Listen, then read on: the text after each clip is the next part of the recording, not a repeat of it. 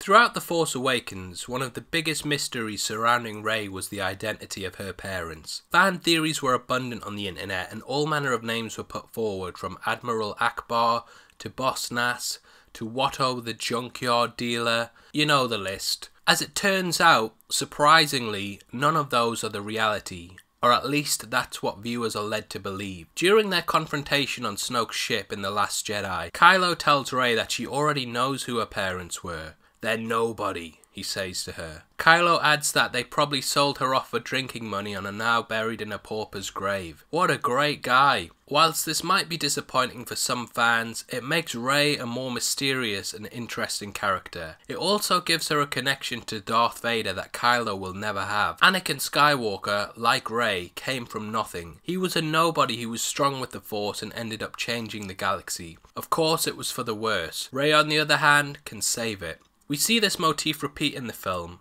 ending with a nobody standing in a similar stance to Luke in A New Hope, showing that even the smallest of beings can make an impact in the universe. A graceful way to show that great things come from small beginnings. Throughout The Last Jedi, Rey envisions a dark place on the island where she trains with Master Skywalker. Luke, fearing that she will always go to the dark, wrestles with the fact that he could be training another evil apprentice. Going against his wishes, Rey visits the cave, desperate to learn of her past. In the end, she sees nothing but herself. Whilst people may think this would lead her down a darker path, knowing that her parents purposely abandon her, in the end it's actually her salvation. Tempted by the dark side, Rey learns from the fact that her parents were wicked and selfish, and instead of joining Ren, decides to make a difference in the galaxy. To mean something. A symbol of hope for all. Some would even say she is a new hope. Some would even say she is the return of the Jedi.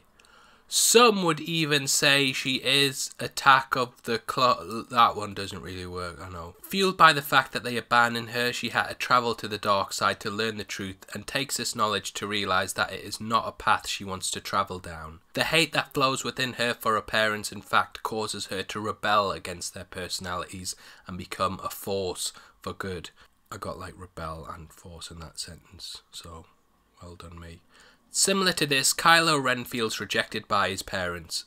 After all, he was left with a crazy Uncle Luke who got drunk one night and tried to cut his head off. What's he like? Anyway, it makes for a nice similarity between the two that adds a lot of depth to The Last Jedi and makes it one of the best Star Wars films to date.